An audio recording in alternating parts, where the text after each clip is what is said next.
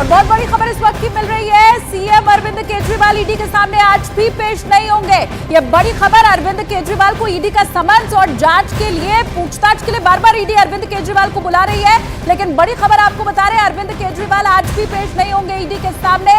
ये सबसे बड़ी खबर इस वक्त की। इसके पहले अक्टूबर में जब अरविंद केजरीवाल को समझ दिया गया था, उस वक्त उन्होंने कह दिया था राज्यों में चुनाव है, विधानसभा चुनाव है, वहां मुझे पहुंचना है और अपनी पार्टी का प्रचार प्रसार करना है, तब भी वो नहीं आए। अगला समझ जब उनको भेजा गया, उस वक्त पार्टी की तरफ से ये कह दिया गया कि भाई अरविंद केजरीवाल ने तो कुछ किया ही नहीं है, ये समझ उन्हें जानबूझकर फंसाने के लिए रचा जा रहा है। और अब एक बार फिर से अरविंद केजरीवाल से जब पूछताछ के लिए समझ भेजा गया, ईडी ये चाहती है कि पूछताछ में वो शामिल हो। तो बड़ी खबर आपको ये बता रहे हैं, अरविंद केजरीवाल ईडी के सामने एक बार फिर से आज पेश नहीं होंगे। न्यूज़ 18 इंडिया के जावेद मेरे साथ जुड़ रहे हैं, उनका मैं रुख करती हूँ। जावेद, आज क्या कहा गया अरविंद केजरीवाल की तरफ से, क्यों नहीं हो सकते पेश? देखिए, ये बड़ी खबर है, अरविंद केजरीवाल आज भी ईडी के सामने पेश नहीं होंगे। ये तीसरा समन है। इससे पहले पिछले 2 समन भी उन्होंने स्किप किए। 21 दिसंबर को उन्हें पेश होना था दूसरे समन में। इससे पहले 2 नवंबर को ईडी का समन मिला था। पिछले 2 जवाब की तरह इस बार भी अरविंद केजरीवाल की तरफ से कहा गया कि वो जांच में सहयोग करने के लिए तैयार है, लेकिन ईडी का जो नोटिस है वो गैर कानूनी है और उनकी जो नियत है वो अरविंद केजरीवाल को गिरफ्तार करने की है। ये आम आदमी पार्टी के हवाले से बयान आया है। और ये आगे कहा गया है, देखिए चुनाव नजदीक आ रहे हैं, तो इसको चुनाव छोड़कर भी आम आदमी पार्टी की तरफ से कहा गया कि ये केजरीवाल के चुनाव प्रचार से रोकना चाहते हैं। चुनाव से ठीक पहले नोटिस क्यों दिया गया है, ये आम आदमी पार्टी की तरफ से कहा गया है। तो अब तीसरा जो ईडी का समन मिला था, ये बात साफ हो गई है कि अरविंद केजरीवाल इसमें भी पेश नहीं हो रहे हैं। जी हाँ, लेकिन जावेद, लोकसभा चुनावों में तो अभी समय है ना, ऐसे आज पेश नहीं होना, कल पेश नहीं होना, ये तो बड़ा लंबा टालना पड़ेगा फिर।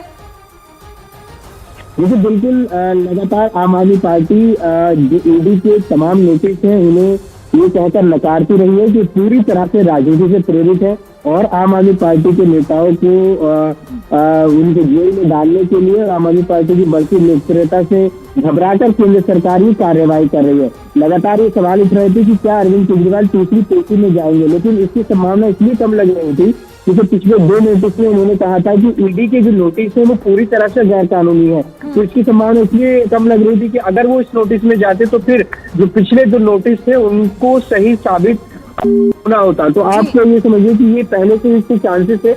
ऐसे में अब आगे आम आदमी पार्टी की रणनीति क्या होगी, ईडी आगे क्या कदम उठाएगी, ईडी अब आगे ईडी के पास क्या ऑप्शन बचते हैं, ये देखना होगा। जी ठीक है जावेद, आगे आपसे हम समझेंगे इस मामले को और। लेकिन आम आदमी पार्टी की तरफ से एक बार फिर से यही कह दिया गया कि अरविंद केजरीवाल को फंसाने के लिए दरअसल ये जो है ईडी का समन्स भेजा जा रहा है और उनकी गिरफ्तारी करना चाहती है, क्योंकि आम आदमी पार्टी की लोकप्रियता से फिलहाल सरकार घबराई हुई है, ये कहना है आम आदमी पार्टी का। अब देखिए, शराब नीति जिसके ऊपर अरविंद केजरीवाल से पूछताछ की जा रही है, उसमें अभी तक क्या क्या हुआ है ये आपको हम बता देते हैं। देखिए, ईडी के अधिकारी केजरीवाल के घर अब पहुंच सकते हैं, ऐसा बताया जा रहा है, क्योंकि अरविंद केजरीवाल तो शामिल हो नहीं रहे पूछताछ में।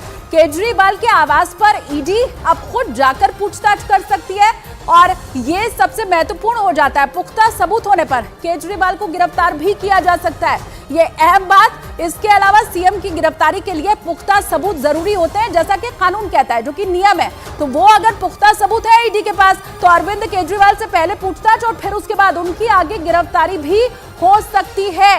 ये इस वक्त की सबसे बड़ी खबर आपको हम बता रहे हैं, क्योंकि अरविंद केजरीवाल लगातार टाल रहे हैं ईडी के सामने वो पहुंचना बार बार टाल रहे हैं और हर बार किसी न किसी तरह की बात का हवाला दे दिया जाता है।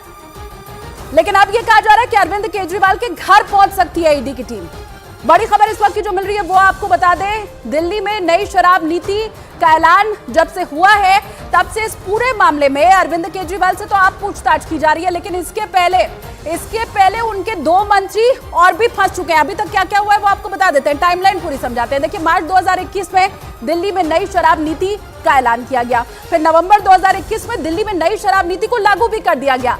जुलाई 2022 नई शराब नीति में घोटाले का आरोप लगा, फिर जुलाई 2022 में दिल्ली में लागू नई शराब नीति को रद्द कर दिया गया। इतना बवाल मचा, इस शराब नीति को रद्द ही करना पड़ा।